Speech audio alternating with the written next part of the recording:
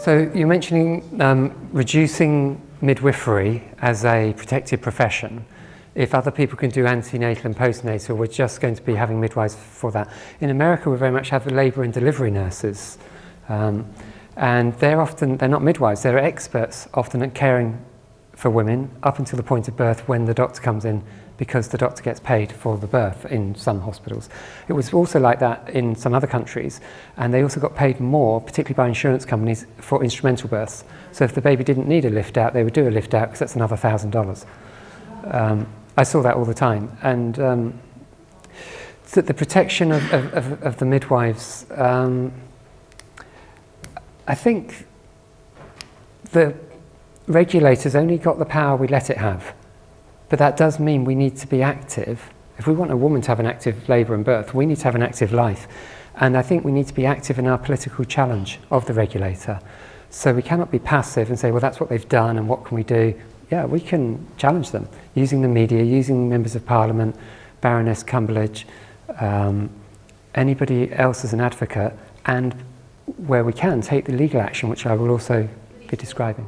Sometimes what we need is the actions of the midwives to be courageous and continue to care for women appropriately. But we need the grassroots consumer power to change things. So we don't always have to help and fix every woman if our system won't provide for it, and we desperately want to help that woman. But if ultimately we can't, we say, well, you now need to get together with other people. Just as I'm here talking about, let's take action, fill in forms and challenge whatever body needs challenging, the women and their families can do that. And that's what drove change in New Zealand, and I'm sure in other countries in the world, maybe in Scandinavia. But one of the big things I've heard of Scandinavia is reduced fear in practitioners leads to less fear in the women. And that's us. When I did the 3 breaths at the beginning, it's just a token idea that we connect to ourselves before we do something. If I'm going to walk into a birthing room and I'm rushing and I've just dropped the kids at school, or I haven't paid my bill, or I've got a parking ticket, I'm taking all that with me.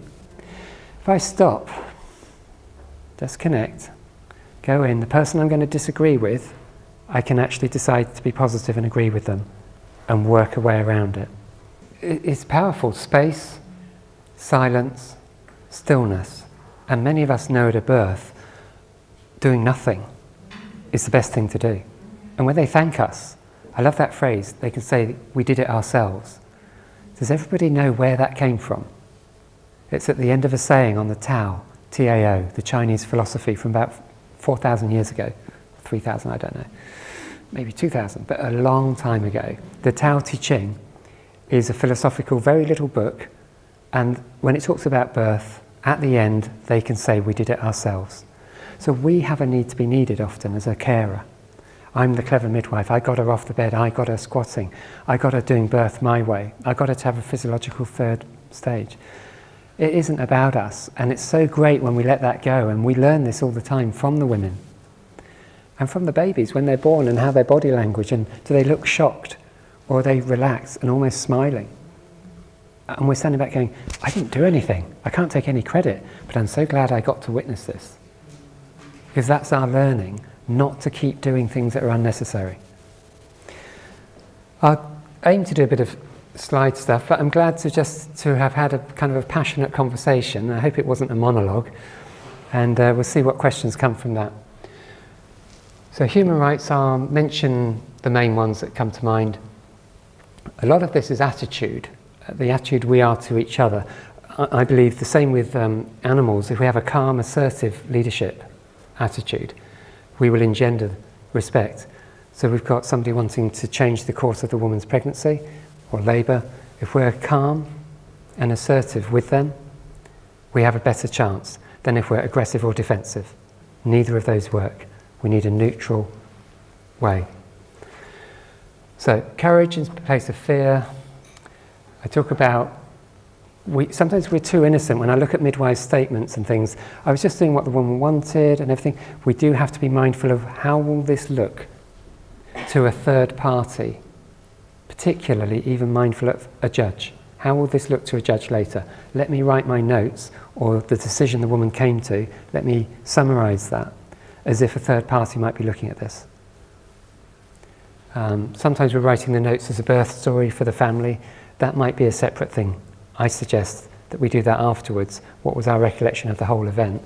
And the husband might, or the partner might do his or her recollection, and the mother might do hers. And then she's got a lovely birth story in the future for her child, particularly if it's a girl or even a boy who's having their own children.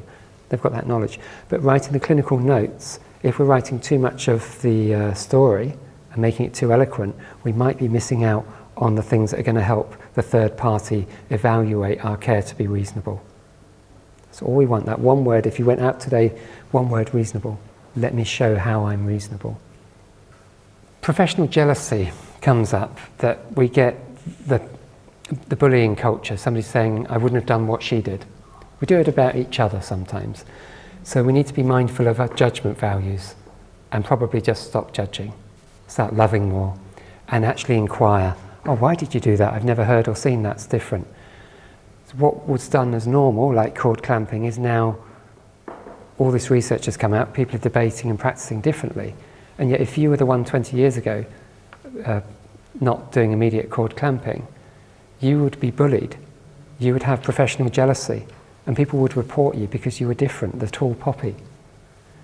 It's quite hard to hold that space, but I think if we're aware of it, my ideal is that we engage with the bully, we engage with the professional jealousy positively. We go and step into their space, that we're neither aggressive nor sort of shrinking away and turning and talking about them to others, but actually go and be with them, drink tea with them, have a meal with them, say, how are you? Don't talk about the issue, talk about them, how are they? And often midwives want to use research to defend their practice. So you've got a person in the corridor arguing that the policy is this, this and this. And the midwives, well, I know my research, it's this, this and this. We've still got conflict. I think we need to show how much more than talking about it. We need the research, but we need to just do it. And they will see, like at the resuscitation, I hesitated. Somebody else said, let the cord continue. And I experienced it. To experience is much better learning than someone telling us, as we know. I did an exclusion liability waiver. It's probably useless, but I had a couple who were having their 10th baby at home, 3 previous cesareans, hemorrhage and a death of a twin. And so she's deemed high risk. I don't know if you've had 10 car crashes, you're more likely to be high risk having an 11th. But how is risk evaluated? There's somebody I know says all risk is 50-50. It either happens or it doesn't. And I've looked after a woman who had amniocentesis. There's a 1 in 5,000 chance of the baby dying. Her baby died. For her, it's 1 in 1. So we talk so much about quantity, and I hope that the human spirit gets quality, and we all do. That's why we're in this room. So we focus on quality. However, I use the exclusion liability waiver partly because other midwives involved in care, like I was involved in, have been arrested, have had to go to coroner's meetings, have been condemned in the media and public for taking a high-risk client, as if they took the risk. No, the woman took the risk, like she would also take the risk of going into hospital and having things done she didn't want. So the woman owns her decisions. But I have had the exclusion liability waiver signed by the couple just to really ram it home to any judge later that they were aware of their risks. So it can be a useful thing to document. They know their risks, and they were more than happy to do it, and they'd researched. As an independent midwife, all I want to know when a woman wants to engage with me is why, and is she crazy? Does she make sense? And there are some women that don't make sense, and that I feel like I'm judging. They're a little bit too crazy for me. I can't actually, in a way, it's like, so where's the limits? And it's, all I need is for a woman to be in partnership, taking some responsibility. Now the word partnership is very powerful, particularly in the Maori culture in New Zealand, that the white people went there, we didn't take the country, quite the same as Australia and other Commonwealth or empire countries. They made an agreement in partnership. So we cannot dictate in New Zealand how many people are in a birth room. We cannot dictate anything to the Maori population. It's their country. And yet we come back to England, and for some reason, I'm a white middle-class, middle-aged man. I can go into a hospital or birth room. I'm going to impose all my values and say, well, the rules support me in this here. You're only allowed 2 people with you. In fact, you're only allowed 1. And in one hospital it's got your partner or your mother. And don't think about swapping. They've even got the sign up. Yeah. But the attitude is they're enforcing that. And then you go to New Zealand, you go, oh, you've got 10 people, we've got the uncle, the aunt, her sisters, her brothers, whatever. That's her culture. What would she be doing at home? She might well have the same extended family. We go into a hospital, banned. Whose rules? Where's the partnership? So making sure a woman's not crazy, in my mind, is that she will work in partnership. I mean, they will stretch me out of my comfort zone, and that's good. So a woman who doesn't want any, 10th baby, she doesn't want any prophylactic oxytocin, okay. She doesn't want a fetal heart at all, ever, antenatally or labour, okay. She doesn't want a palpation. How do you know if it's breech? Okay, and the reason it's okay, she's going to do it on her own anyway. So if you're going to have an unassisted birth and her risk, and she says, but I'll let you come and sit in my house, I'm not taking those risks, she's taking those risks. What I'm taking a risk of is a regulator saying, I've gone outside the scope of my practice. As a human being, I don't have a scope of a practice, it's only to love, isn't it? That's why we're here, get on with it. And then we make all these rules, it's like, oh, let's just go back to that first thing. What did I need when I was a baby? I needed to be left alone and loved, not constricted. So we're giving them the same. By the way, I'm a 41-week twin born at home, not known to be twins. So I came out just knowing birth can be normal. I've mentioned before at length consent and refusal, reasonableness, record keeping, I've alluded to it, talk about risk.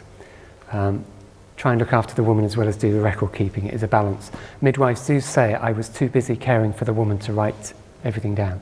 That's not good enough. You've got to record it, whether you do it on a voice record or something.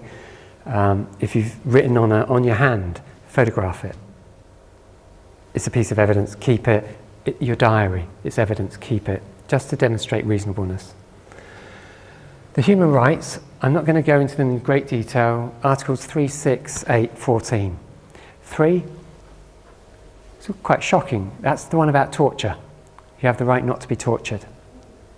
So people in Guantanamo Bay get tortured, waterboarded. Midwives are so harassed sometimes that they've committed suicide. That their management structure or the regulator has said, you've done something bad, evil and wrong, you're a witch, we're going to burn you at the stake. Or at least we're going to, Caroline Flint, example, the media published headlines saying she couldn't manage to look after the mother and baby. When the mother had a hemorrhage and the baby needed resuscitating, she was in the corridor crying. These headlines are absolute rubbish, but the media we know will bash. They do it for headlines and sales. But you can see that's a torture of an individual. So if an employer is torturing the midwife with hounding them, it is legitimate. You can say, this is my human right not to be tortured. Most of them will laugh it off and everything, but if this case is taken into a court, so you can say that. And some midwives who don't commit suicide feel suicidal until the relief of, oh, it's all over. And you see this, I see it in midwives, and it's what encourages me to support midwives. So we've got tortures 3, 6, I sometimes mix them up, right to a fair process. So that goes way back to Magna Carta in the 1200s. You must know who your accusers are and what you're alleged of doing wrong. Sorry for those that are not registrants, I'm talking about that. What this will do you good at is to put yourself in the shoe of the registrant, the midwife. So when you're in a room as a doula doing something beautiful and natural and she's a bit fearful and you thought she was good, but why is she not letting something happen? It's the fear of being sacked, having employment issues, or the regulator giving you a hard time. So if you can understand where they're coming from, that helps. And then probably just engender that sort of loving, confident way of showing them how they can do that, and you can always work around, possibly find a middle path. So 6 is a fair and reasonable process, which we know our regulator in the UK doesn't do, and other regulators like Australia are less quick to jump in and scrutinise every little bit. But there's good and bad. They've also got a culture in Australia of embracing midwives as nurses and midwives. New Zealand does not embrace you being a nurse and a midwife, they just want pure midwives. In Australia they vaccinate most babies as soon as they're born and do all sorts of things with the proviso we wouldn't do it if it wasn't good for them.